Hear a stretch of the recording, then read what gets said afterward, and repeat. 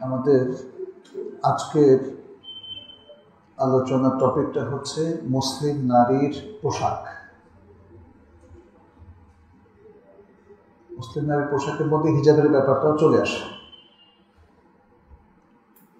আল্লাহ সুবহানাহু ওয়া তাআলা নারী এবং পুরুষ উভয়কেই পোশাক পরার নির্দেশ দিয়েছেন। আর পর্দার হুকুমও নারী পুরুষ উভয়ের জন্যই। সূরা নূরের ৩০ নম্বর আয়াতে আল্লাহ সুবহানাহু ওয়া তাআলা প্রথমে পুরুষকে চোখের পর্দা করার নির্দেশ দিয়েছেন এবং ৩১ নম্বর আয়াতে নারীকে চোখের পর্দা করার নির্দেশ দিয়েছেন, চোখের দৃষ্টি সংযত রাখার নির্দেশ দিয়েছেন। তো আজকে নারীর পোশাক এবং পর্দার বিধান নিয়ে আমরা আলোচনা করব ইনশাআল্লাহ। প্রথম যে আয়াতটি সূরা নূরের মধ্যে আমরা নারীর পর্দার এবং পোশাকের আলোচনা যেহেতু করছি, সে আয়াতগুলো এবং সে হাদিসগুলো আমরা এখানে আলোচনা করব ইনশাআল্লাহ। আল্লাহ সুবহানাহু ওয়া তাআলা বলছেন, ওয়াকুল লিল মুমিনাতি ইয়াকদুদনা মিন আবসারিহিন্না ওয়া ইয়াহফাযনা ফুরুজাহুন্না ওয়া লা ইউবদিনা যিনাতাহুন্না ইল্লা মা যাহারা মিনহা। আর হে রাসূল, আপনি মুমিন নারীদেরকে বলে দিন তারা যেন তাদের দৃষ্টিকে সংযত রাখে এবং তারা যেন তাদের লজ্জাস্থানের হেফাজত করে এবং তারা যেন তাদের সৌন্দর্য প্রকাশ না করে শুধু সে অংশ ছাড়া যেটা নিজে নিজেই প্রকাশিত হয়। ওয়ালিয়াদরিবনা বিখুমুরিহিন্না আলা জুয়ুবিহিন্না ওয়ালা ইউবদিনা যিনাতাহুন্না ইল্লা লিবুউলাতিহিন্না। আর তারা যেন তাদের বক্ষদেশের উপর ওড়না ঝুলিয়ে দেয় এবং তারা যেন তাদের সৌন্দর্য প্রকাশ না করে শুধু কিছু ব্যক্তি ছাড়া, যেমন তাদের স্বামী, আও আবাইহিন্না এবং তাদের বাবা, আও আবাইবুউলাতিহিন্না অথবা তাদের স্বামীদের বাবা, আও আবনাইহিন্না অথবা তাদের পুত্র সন্তান, আও আবনাইবুউলাতিহিন্না অথবা তাদের স্বামীদের পুত্র সন্তান, আও ইখওয়ানিহিন্না অথবা তাদের ভাই, আও বানি ইখওয়ানিহিন্না অথবা ভাইয়ের পুত্রগণ, আও বানি আখাওয়াতিহিন্না অথবা তাদের বোনদের পুত্রগণ, আও নিসাইহিন্না অথবা তাদের নারীরা নারীদের সামনেও সৌন্দর্য প্রকাশ করতে পারবে, আও মা মালাকাত আইমানুহুন অথবা তাদের দক্ষিণ হস্ত যাদের মালিক হয়েছে, আও ইত্তাবিঈনা গায়রি উলিল ইরবাতি মিনার রিজাল আও ইত্তিফল আল্লাযীনা লাম ইয়াযহারু আলা আওরাতিন নিসা। অথবা পুরুষদের মধ্যে যারা ছোট্ট শিশু অথবা নারীদের বিষয় সম্পর্কে অবহিত নয় এমন। ওয়ালা ইয়াদরিবনা বিআরজুলিহিন্না এবং তারা যেন তাদের পদাঘাত দিয়ে চলাফেরা না করে, লিয়া'লামা মা ইউখফিনা মিন যিনাতিহিন্না যেন তাদের যে গোপন সৌন্দর্য থাকে সে সৌন্দর্যটা যেন প্রকাশিত না হয়, মানুষের কাছে মানুষ জেনে না ফেলে। অর্থাৎ তাদের জুতার যে আওয়াজ ঠক ঠক করে তারা যেন চলাফেরা না করে। ওয়াতুবু ইলাল্লাহি জামিআন আইয়ুহাল মুমিনুন লাআল্লাকুম তুফলিহুন। আর হে মুমিনরা, তোমরা সকলেই আল্লাহর কাছে তওবা করো যেন তোমরা সফলকাম হও।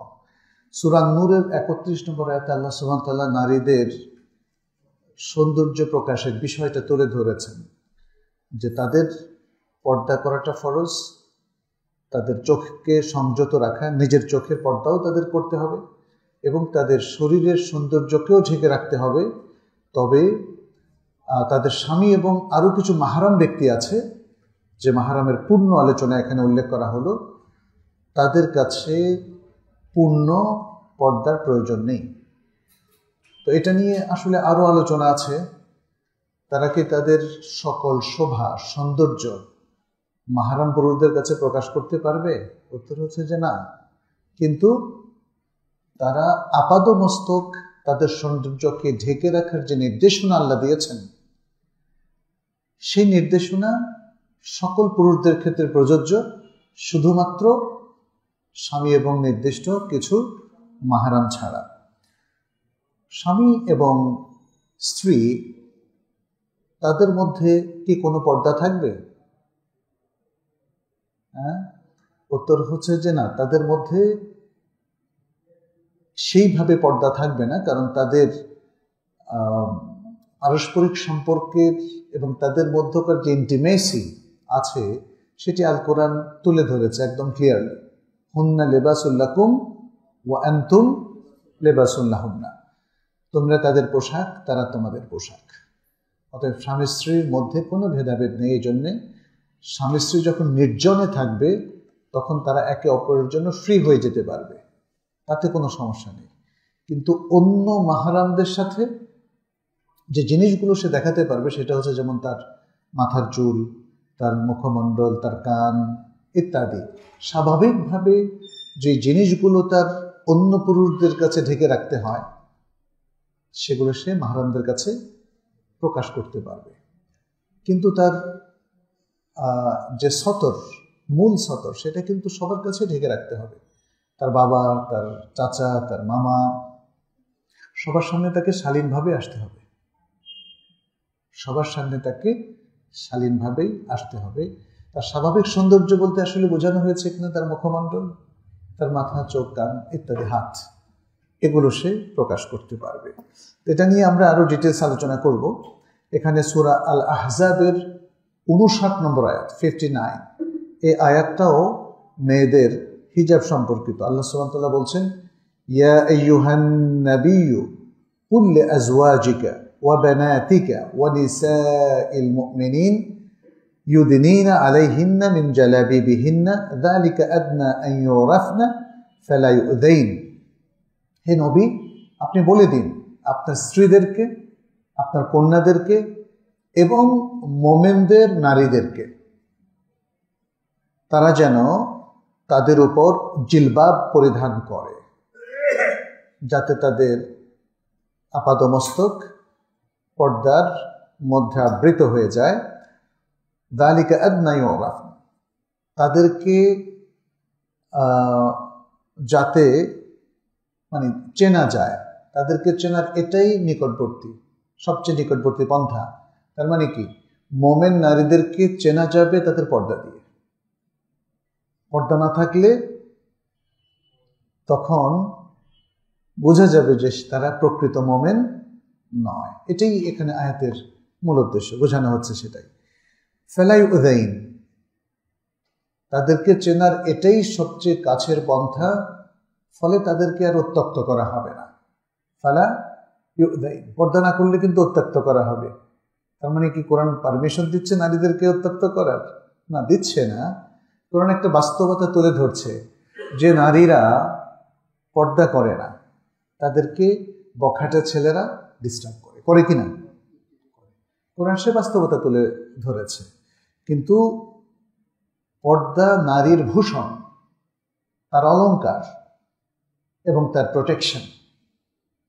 ফলে যে নারীরা পর্দা করে তাকে সাধারণত কেউই উত্ত্যক্ত করে না, বখাটেরাও না, অমুসলিমরাও না।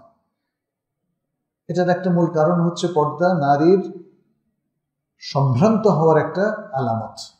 ফলে সম্ভ্রান্ত নারীকে উত্ত্যক্ত করার মতো সাধারণত কেউ সাহসী হয় না। তো একথাই আল্লাহ তাআলা এখানে তুলে ধরেছেন, যালিকা আদনা আন ইউরাফনা ফালা ইউযাইন ওয়া কানা আল্লাহু গফুরার রাহিমা। আর আল্লাহ তো ক্ষমাশীল এবং করুণাময়। আগের একটা আয়াতে যেটা সূরা নূরের মধ্যে আমরা বললাম, ওয়ালা ইয়াদরিবনা বিআরজুলিহিন্না লিয়ুলামা মা ইউখফিনা মিন জিনাতিহিন্না। এখানে নারীদেরকে ইভেন মানে এতটা সূক্ষ্মভাবে পর্দা মেনটেন করার কথা বলা হচ্ছে যাতে তাদের জুতার আওয়াজটাও অন্য পর পুরুষ শুনতে না পায়। এই জন্য দেখবেন যে আধুনিকা নারী এবং যারা হয়তো পর্দা না বরং অন্য পুরুষদেরকে আকর্ষণ করতে চায়, তারা কিন্তু হিল পরে, উঁচু হিল পরে, এবং সেই হিলের কারণে তাদের ভেতরকার অব্যক্ত অথবা অপ্রকাশিত সৌন্দর্যটাও প্রকাশিত হয়। তাদের চলাফেরার মধ্যে মানে হয়তো আওয়াজ, শুধু আওয়াজটাই এখানে মেন উদ্দেশ্য না। হিল পরার কারণে নারীদের তাদের শরীরের অঙ্গভঙ্গির মধ্যেও হয়তো একটা যেটা তৈরি হয় সেটা অন্য পুরুষকে আকর্ষণ করতে পারে। ফলে আল্লাহ সুবহানাহু ওয়া তাআলা কোরআনে সেটা একদম নিষেধ করে দিয়েছেন যে এভাবে চলাফেরা করা যাবে না। আচ্ছা, পর্দা লঙ্ঘন করা এটা নারীদের জন্য কি পরিমাণ পাপের কাজ সেটা আমরা একটু আলোচনা করব। এখানে আল্লাহ সুবহানাহু ওয়া তাআলা তিনি তাবাররুজকে আল্লাহর নাফরমানি বলে অভিহিত করেছেন। এখানে যেমন সূরা আল আরাফের 27 নম্বর আয়াতে আল্লাহ তাআলা বলছেন, ইয়া বানি আদামা লা ইয়াফতিনান্নাকুমুশ শাইতানু কামা আখরাজা আবাওয়াইকুম মিনাল জান্নাহ। হে বনি আদম, তোমাদেরকে শয়তান যেন কোনো ফিতনায় না ফেলে, শয়তান যেন তোমাদেরকে ফিতনায় না ফেলে, যেমনিভাবে শয়তান তোমাদেরকে তোমাদের বাবা এবং মাকে অর্থাৎ আদম এবং হাওয়া আলাইহিমুস সালাম এই দুজনকে জান্নাত থেকে বের করে দিয়েছে। কারণ শয়তানের প্ররোচনায় তো তারা আল্লাহর নির্দেশটা লঙ্ঘন করেছেন। ফলে জান্নাত থেকে বের হওয়ার পেছনে কাজ করেছে কে? শয়তান। ঠিক দুনিয়াতেও শয়তান কিন্তু আমাদেরকে ফিতনার মধ্যে ফেলছে, আমাদের পুরুষদেরকে এবং নারী উভয়কে। সে কথায় আল্লাহ তাআলা বলছেন, হে বনি আদম, শয়তান যেন তোমাদেরকে ফিতনায় না ফেলে, যেভাবে ফিতনায় ফেলেছিল তোমাদের বাবা এবং মাকে, দুজনকেই সে শয়তান জান্নাত থেকে বের করে দিয়েছিল। ইয়ানজিউ আনহুমা লিবাসাহুমা লিউরিয়াহুমা সাওআতিহিমা, সে তাদের দুজন থেকে তাদের লেবাসকে রিমুভ করেছিল, খুলে নিয়েছিল। সে কি নিজ হাতে না, বাট ও যে আল্লাহর নিষিদ্ধকৃত যে কাজটা তারা করেছে সেই কাজের কারণে তাদের জান্নাতের লেবাস খসে গিয়েছিল এবং তাদেরকে পৃথিবীতে পাঠিয়ে দেওয়া হয়েছে। ফলে তারা তখন তাদের সতরকে ঢাকতে পারেননি, সেটা প্রকাশ হয়ে পড়েছিল। ইন্নাহু ইয়ারাকুম হুয়া ওয়া কাবিলুহু মিন হাইথু লা তারাউনাহুম, সে তোমাদেরকে এবং তার কাবিল মানে তার সাঙ্গপাঙ্গ, শয়তানের সাঙ্গপাঙ্গ তো জিন, কানা মিনাল জিন্নি, তাই না? কোরআন বলছে ইবলিস জিন সম্প্রদায়ের অন্তর্ভুক্ত এবং তার সাঙ্গপাঙ্গরাও জিন সম্প্রদায়। অতএব আমরা তাদেরকে দেখি না, তারা আমাদেরকে দেখে। ইন্না জাআলনা শায়াতিনা আউলিয়া লিল্লাযিনা লা ইউমিনুন, নিশ্চয় আমরা শয়তানকে সেই সব লোকদের বন্ধু হিসাবে নির্ধারণ করে দিয়েছি যারা ঈমান রাখে না, যারা ঈমান পোষণ করে না। আচ্ছা, ইবনে কাসির এখানে বলেন এই আয়াতের তাফসিরে যে আল্লাহ সুবহানাহু ওয়া তাআলা বনি আদমকে ইবলিস এবং তার সাঙ্গপাঙ্গ থেকে সতর্ক করছেন। আল্লাহ সুবহানাহু ওয়া তাআলা এই আয়াতে বনি আদমকে সতর্ক করছেন এবং তাদেরকে স্পষ্ট করে দিচ্ছেন যে শয়তান হচ্ছে বনি আদমের পুরাতন শত্রু। শয়তান বনি আদমের পুরাতন শত্রু, কারণ সে প্রথম থেকেই আদম আলাইহিস সালামের বিরুদ্ধে লেগেছিল কিভাবে তাকে দিয়ে আল্লাহর নির্দেশটাকে লঙ্ঘন করা যায়। ফলে তাকে এমন কিছু তারা করিয়েছে যে কারণে আল্লাহ সুবহানাহু ওয়া তাআলা নির্দেশ লঙ্ঘনের কারণে জান্নাত থেকে আদম এবং তার স্ত্রী দুজনকে বের করে দিলেন। এবং এটা ছিল আসলে মূলত আল্লাহ সুবহানাহু ওয়া তাআলার একটা হিকমত, যেভাবে তিনি মানুষকে প্রথম জান্নাতে স্থাপন করলেন, আদমকে সেখান থেকে বের করলেন, দুনিয়া স্থাপন করলেন, এই দুনিয়াকে দারুল ইবতিলা বা দারুল বালা, ট্রায়াল কিংবা পরীক্ষার জায়গা হিসেবে বানালেন এবং তাকে এটা বোঝালেন যদি সে আল্লাহর নির্দেশ মানে তাহলে আবার তার স্থান হবে সেই স্থান যে স্থানে প্রথমে তাকে জায়গা দেওয়া হয়েছিল। সুতরাং তাবাররুজ বা মানে পোশাক থেকে নিজেকে মুক্ত করে ফেলা, এটা মূলত আল্লাহর নাফরমানির কারণে হয়, এবং এটা হলো শয়তানের প্ররোচনা বা শয়তানের ধোঁকা, শয়তানের মাধ্যমে এটা হয়। দ্বিতীয় হচ্ছে মেয়েদের ক্ষেত্রে পর্দা না করা এবং নিজেদেরকে খোলামেলা ভাবে উপস্থাপন করা, এটা আযাবের কারণ, মেয়েদের ভয়াবহ শাস্তির কারণ। সহিহ মুসলিম আবু হুরায়রা রাদিয়াল্লাহু তাআলা আনহু থেকে একটা হাদিস বর্ণনা করছেন, নবী সাল্লাল্লাহু আলাইহি ওয়াসাল্লাম বলেছেন, সিনফান মিন আহলিন নার, দুই প্রকার জাহান্নামের মানুষ আছে, লাম আরাহুমা, যাদেরকে আমি এখনো দেখি নাই। এটা কে বলছেন? নবী সাল্লাল্লাহু আলাইহি ওয়াসাল্লাম। জাহান্নামের দুই প্রকার লোককে এখনো আমি দেখি নাই। কারা তারা? কাউবুন মাআহুম সিয়াত, একদল মানুষ যাদের হাতে ব্যাত, কাআদনাবিল বাকার, এই যে গাভীর লেজের মতো তাদের হাতে থাকে ব্যাত, ইয়াদরিবুনা বিহান নাস, সেটা দিয়ে তারা মানুষকে প্রহার করে। অনেকেই বলেন এরা হলো শাসকদের নিরাপত্তা প্রহরী, পুলিশ, এই টাইপের লোক আর কি। এদের কাজে হচ্ছে মানুষকে পেটানো। একটা সময় তো এরকমই ছিল, তাদের হাতে ছিল ব্যাত।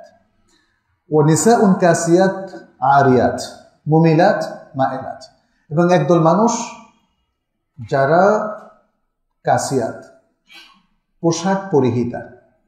কাসা ইয়াকসু মানে হচ্ছে যিনি পরিধান করেন, তাহলে কাসিয়াত পোশাক পরিহিতা নারী, আরিয়াত কিন্তু নগ্ন, পোশাক পরিহিতা নগ্ন নারী, মুমিলাত মাইলাত, যারা অন্যদেরকে নিজেদের প্রতি আকর্ষণ করে এবং নিজেরাও অন্যদের প্রতি আকর্ষণ বোধ করে। এখানে নবী সাল্লাল্লাহু আলাইহি ওয়াসাল্লাম আজকের তথাকথিত আধুনিক বেপর্দা নারীদের চরিত্র এবং বৈশিষ্ট্য তুলে ধরেছেন। এরা পোশাক পরে নামে মাত্র, এটাকে পোশাক বলা যায় না। ফলে একদিকে তারা কাসিয়াত, অন্যদিকে তারা আরিয়াত। আরি মানে নগ্ন, উলঙ্গ। আবার মুমিলাত, তারা যখন উগ্র প্রসাধনী ব্যবহার করে কিংবা তারা যখন বেপর্দা হয়, সাজসজ্জা করে, এর উদ্দেশ্য হলো পরপুরুষকে আকর্ষণ করা, তাই না? নারীকে আজকের বিশ্ব পণ্য হিসেবে উপস্থাপন করছে। সে অ্যাডভার্টাইজ থেকে আরম্ভ করে নাটক, সিনেমা, কিংবা এমনকি আমরা দেখি যে একটা যেমন টয়োটা কোম্পানি কিংবা এরকম কোম্পানির যে অ্যাডভার্টাইজ, সেখানেও তারা নারীকে নিয়ে আসছে এবং নারীকে খুবই অশ্লীলভাবে এবং আপত্তিজনকভাবে উপস্থাপন করা হয়। নারীরা হয়তো অনেক টাকার বিনিময়ে নিজেকে এভাবে তারা পুরুষদের সামনে উপস্থাপন করে, যেটি পরিপূর্ণভাবে ইসলামী শরিয়াতের সুস্পষ্ট লঙ্ঘন এবং অনেক বড় অপরাধ। এক্ষেত্রে মুমিলাত অর্থাৎ তারা তাদেরকে দেখলে অথবা তাদের ছবি দিয়ে ভাইরাল করা হয়, তাই সোশ্যাল নেটওয়ার্কে, অথবা যে কোনো জিনিসের, যে কোনো পণ্যের অ্যাডভার্টাইজ, সেটা হোক গাড়ি, পেস্ট, টুথপেস্ট, সাবান, তাই না, এগুলোতে তাদেরকে উপস্থাপন করা হয় কারণ তারা পুরুষকে আকর্ষণ করে, বিক্রি বেড়ে যায়। এটা হলো মুমিলাতের অর্থ। মুমিলাত মাইলাত, অ্যাট দ্য সেম টাইম তারা নিজেরাও কিন্তু যে মানুষকে আকর্ষণ করে, পরপুরুষকে, তাহলে সে নিজেও আকর্ষণ বোধ করে। এই চারটা বৈশিষ্ট্য তাদেরকে জাহান্নামী বানিয়ে দেয়। সে কথাটা রাসূল সাল্লাল্লাহু আলাইহি ওয়াসাল্লাম এখানে বলেছেন। তাদের উদাহরণটাও দিয়েছেন, রুউসুহুন্না কাআসমিনাতিল বুখতাল মাইলা, ওটের যে কুঁজো বাঁকার মতো তাদের মাথার উদাহরণ দেওয়া হয়েছে, তাদের চুলের বেনুনি কিংবা ডিজাইন। লা ইয়াদখুলনাল জান্নাহ ওয়ালা ইয়াজিদনা রিহাহা, তারা জান্নাতে প্রবেশ করবে না এবং জান্নাতের গন্ধ তারা পাবে না। জান্নাতে প্রবেশ করবে না এবং জান্নাতের গন্ধ পাবে না। এবং হাদিসের শেষে বলা হচ্ছে ওয়া ইন্না রিহাহা লা ইউজাদু মিন মাসিরাতি কাযা ওয়া কাযা, অথচ জান্নাতের গন্ধ অনেক দূর থেকেও এটার গন্ধটা পাওয়া যায়। তার মানে হচ্ছে জান্নাতে তো যাবেই না, তার ধারে কাছেও যেতে পারবে না। রাসূল সাল্লাল্লাহু আলাইহি সাল্লামের পক্ষ থেকে এটা খুব বড় ধরনের একটা ওয়াইদ, একটা সতর্ক বার্তা, একটা ভয়ের সংবাদ সেই সব নারীদেরকে দেওয়া হচ্ছে যারা পর্দা করে না। ইমাম নববী রাহিমাহুল্লাহ তিনি বলেন, এই হাদিসটা হলো মিন মুজিজাতিন নবুওয়াহ, নবী সাল্লাল্লাহু আলাইহি ওয়াসাল্লামের একটা মুজিজার আলামত। এটা একটা মুজিজা। তিনি কিভাবে জানলেন এই তথ্যটা? আল্লাহ তাআলা তাকে জানিয়েছেন, আর এটাই হলো মুজিজা যে আল্লাহ তাকে জানিয়েছেন, অতএব তিনি এটা নিজের বুদ্ধি থেকে বলেননি অথবা অন্য কোনো মানুষের কাছ থেকেও তিনি জানেননি। তো ইমাম নববী বলছেন, ফাকাদ ওয়াকাআ হাদানি সিনফান ওয়া হুমা মাওজুদান, এই যে দুই প্রকার নারী যাদেরকে নবী সাল্লাল্লাহু আলাইহি ওয়াসাল্লাম দেখেননি, এখন কি তারা আছে কিনা? আছে। ফলে নবী সাল্লাল্লাহু আলাইহি ওয়াসাল্লাম তিনি যেই তথ্যটা পরিবেশন করেছিলেন বহু আগে, সেটা আজকে বাস্তব হয়ে আমাদের সামনে প্রতিভাত হয়েছে। এটাই হচ্ছে নবী সাল্লাল্লাহু আলাইহি ওয়াসাল্লামের মুজিজা। এবং এই হাদিসের মধ্যে নবী সাল্লাল্লাহু আলাইহি ওয়াসাল্লাম এই দুই প্রকার লোকের তিনি নিন্দা করেছেন, নিন্দা জ্ঞাপন করেছেন, আর এভাবেই নারীদের, খারাপ নারীদের বৈশিষ্ট্য তিনি তুলে ধরেছেন। তৃতীয়, নারীদের বেপর্দার যে বিষয়টা কোরআন সুন্নায় উঠে এসেছে, এটা আরেকটা আয়াত, সূরা আল আহজাবের 32 এবং 33 নম্বর আয়াত। বলা হয়েছে নারীরা বেপর্দা হওয়া এটা জাহেলিয়াতের বৈশিষ্ট্য। মুসলিম নারীরা অবশ্যই পর্দা করবে, আর যারা পর্দা করবে না এটা জাহেলিয়াতের বৈশিষ্ট্য, স্বভাব এবং তাদের আদাত, তাদের কালচার। এটা আল্লাহ সুবহানাহু ওয়া তাআলা বলছেন, ইয়া নিসা আন-নবী লাস্তুন্না কাআহাদিন মিনান নিসা, হে নবীর স্ত্রীগণ, আপনারা অন্য যে কোনো নারীর মতো নন।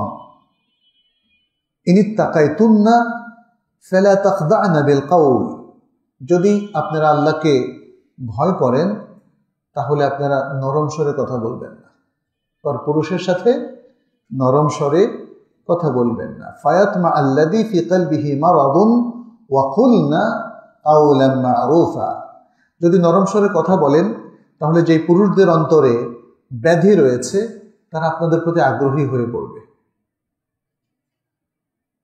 তার মানে হচ্ছে তাহলে নারীদের প্রতি বার্তা হচ্ছে তারা পুরুষদের সাথে অফিসিয়াল টোনে কথা বলবে। তার মানে দারোগার টোনে এটা না, যেন খুব ধমক দিয়ে কথা বলবে, এটাও না, বাট অফিসিয়াল টোন। তার মানে তাতে কোনো প্রশ্রয় থাকবে না, তাতে কোনো প্রশ্রয় থাকবে না। অনেক মহিলা ইনিয়ে বিনিয়ে কথা বলে, এর মধ্যে প্রশ্রয় থাকে। ফলে দুর্বল চিত্তের অধিকারী পুরুষরা ভাবে যে তার সাথে একটা রিলেশন করা যেতে পারে। খুবই বাজে একটা জিনিস। এখন তো দেখি যে সবাই এগুলো খুব সহজে ব্যক্ত করে। আবার কি যেন লেখে এক্স, হ্যাঁ, ইন্না লিল্লাহি ওয়া ইন্না ইলাইহি রাজিউন। আল্লাহ আমাদেরকে রক্ষা করুন। নারী পুরুষের সম্পর্কটা এখন নানা ধরনের মাত্রা পেয়ে গেছে। দ্বিভুজ, ত্রিভুজ, চতুর্ভুজ। এখানে আমরা বলতে পারি হাদ্দিস ওয়ালা হারাজ। এটা হয়েছে বেপর্দার কারণে, এটা হয়েছে বেপর্দার কারণে। পর্দার মধ্য দিয়ে নারী প্রোটেক্টেড হয় এবং পুরুষও নিরাপদে থাকে। কিন্তু কখনো যদি কেউ বলেন যে পর্দানশীল নারীদের মধ্যে তো কিছু ত্রুটি পাওয়া যায়, হ্যাঁ পাওয়া যায়। কিছু খারাপ নারী যদি পর্দা করে তাহলে দোষটা কি পর্দার না খারাপ নারীর, বলেন তো? অনেক মানুষ বলে যে পর্দানশীল নারীদের মধ্যে খারাপ দেখেছি, সেটার দোষটা কি তাহলে পর্দার উপর পড়বে? অনেক মানুষ বলে যে দাড়িওয়ালা অনেক মানুষকে দেখি যে ব্যবহার খারাপ, দোষটা কি দাড়ির না ওই ব্যক্তির, বলেন তো? মুসলিম নামধারী অনেক মানুষ ধোঁকাবাজ, দোষটা কি ইসলামের নাকি ওই ব্যক্তির? সুবহানাল্লাহ। মানুষ বুঝে, কিন্তু মানুষ ফোকাসটা অন্যদিকে চালাকি করে নিয়ে যায়। মানে দোষটা দিতে চায় দাড়ির, দোষটা দিতে চায় পর্দার, দোষটা দিতে চায় ইসলামের। এটা আসলে সঠিক নয়। আচ্ছা, এখানে তাহলে কি বললেন? ওয়াকুলনা কাউলাম মারুফা, তোমরা সঠিক কথা বলো, ভালো কথা বলো। মেয়েদেরকে বলছেন তোমরা ভালো কথা বলো। ওয়াকারুনা ফি বুয়ুতিকুন্না ওয়ালা তাবাররুজনা তাবাররুজাল জাহিলিয়াতুল উলা, আর তোমরা তোমাদের গৃহে অবস্থান করো, আর প্রথম জাহেলি যুগের মতো তোমরা বেপর্দা হইও না, নিজেদেরকে প্রকাশ করো না। وأقمنا الصلاة وآتينا الزكاة وأطعنا الله ورسوله, আর তোমরা সালাত কায়েম করো, যাকাত দাও, আল্লাহ এবং তার রাসূলের ইতাআত করো, আনুগত্য পোষণ করো। ইন্নামা ইউরিদুল্লাহু লিইউযহিবা আনকুমুর রিজসা আহলাল বাইতি ওয়া ইউতাহহিরাকুম তাতহীরা। আল্লাহ তো শুধু চান তোমাদের থেকে, হে আহলে বাইত, অপবিত্রতাকে যেন দূর করে দেন এবং তোমাদেরকে যেন পূর্ণ মাত্রায় পবিত্র করে দেন। তাহলে নারীদেরকে পর্দারে নির্দেশনা দিয়ে আল্লাহ কি চান? আসলে তাদেরকে পবিত্র এবং সম্ভ্রান্ত রাখতে চান, তাদেরকে প্রোটেকশন দিতে চান। কিন্তু যারা পর্দা বিরোধী তারা সবসময় ফোকাসটা কোন দিকে নিয়ে যায়? অবরোধবাসিনী বা নারীকে তাদের অধিকার থেকে বঞ্চিত করা হচ্ছে। এখন তো অনেক অধিকার চেতনাটাই চেঞ্জ হয়ে গেছে, সে নারীদের হোক আর পুরুষের হোক, তাই না? এখন ছেলে চাইলে ছেলেকে বিয়ে করতে পারবে, এটাকে অধিকার বলা হচ্ছে। মেয়ে চাইলে মেয়েকেও বিয়ে করতে পারবে, আবার বিয়ে ছাড়া ইচ্ছে করলে থাকতে পারবে, তাই না?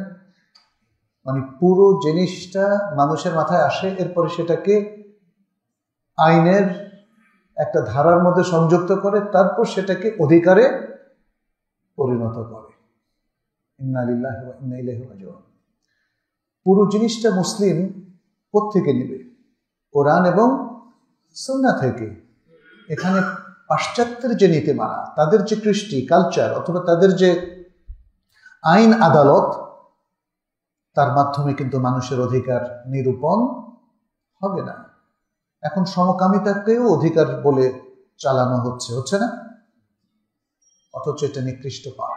সারা পৃথিবীর সকল দেশের আইনে কিছুকাল আগেও এটা নিষিদ্ধ ছিল না? এখন নতুন নতুন জিনিস আছে, পাপগুলোকে এখন প্রতিষ্ঠিত করা হচ্ছে এবং এগুলোকে লেজিসলেশন দেওয়া হচ্ছে, ফলে এগুলো এখন অধিকারে পরিণত হচ্ছে। অধিকার তো আসলে ইসলাম এইভাবে জানে। ইসলাম পাপগুলোকে চিরন্তনভাবে পাপ হিসেবে চিহ্নিত করেছে। জেনা, ব্যভিচার, মদ পান করা, শূকরের গোশত ভক্ষণ করা, এগুলো চিরকালই নিষিদ্ধ এবং হারাম বলেই গণ্য হবে। অতএব এগুলোকে নতুন করে কোনো মানুষ যদি বলে আমরা পারমিশন দিলাম, এটা কি জায়েজ হবে? হালাল হারাম কার অধিকার? হালাল হারামের সিদ্ধান্ত দেওয়া আল্লাহর অধিকার। মানুষ শুধু সেটা বাস্তবায়ন করবে। মানুষ আল্লাহ যা হালাল করেছেন সেটাকে হারাম করতে পারবে না, এবং আল্লাহ যা হারাম করেছেন সেটাকে হালাল করতে পারবে না। অতএব নারীদের পর্দা করতে হবে। পর্দার এই বিধানটা আরবদের ঐতিহ্য ছিল, তাদের আদাত বা সামাজিক প্রথা ছিল। এই যুক্তি দেখিয়ে আজকে আর সেটা লাগবে না এ কথা বলার কোনো সুযোগ নেই। আমরা আয়াতগুলো এই জন্যই শুরুতে উপস্থাপন করলাম। অবশ্যই পর্দা আল্লাহর দেওয়া একটা বিধান, একটা ফরজ আমল, এবং আল্লাহর পক্ষ থেকে একটা কমান্ড, রাসূল সাল্লাল্লাহু আলাইহি সাল্লামের পক্ষ থেকে আরোপিত নির্দেশ। অতএব এটাকে শুধুমাত্র আরবদের ঐতিহ্য বলে চালিয়ে দিয়ে এটাকে আমাদের অন্যান্য মুসলিম পালন করতে হবে না, এই ধরনের নির্দেশনা দেওয়ার কোনো সুযোগ নাই। আচ্ছা, এরপরে আল্লাহ সুবহানাহু ওয়া তাআলা বলছেন, মানে শেষ দিকে এসে কি বললেন, যে এই যে নারীদেরকে নির্দেশনাগুলো দেওয়া হলো, এর উদ্দেশ্য হচ্ছে নারীদের থেকে অপবিত্রতাকে দূর করা এবং তাদেরকে পরিপূর্ণ পবিত্রতার মধ্যে রাখা। তাহলে ইসলামের এই বিধান, ইভেন নারীদের জন্য পর্দার এই বিধান, আরও অন্যান্য যে বিধানগুলো, এগুলোর উদ্দেশ্য হচ্ছে তাদেরকে পবিত্রতার মধ্যে সুসংরক্ষিত রাখা এবং তাদেরকে সম্ভ্রান্ত নারী হিসাবে একটা সুন্দর জীবন দেওয়া বা জীবনযাপন করতে সাহায্য করে।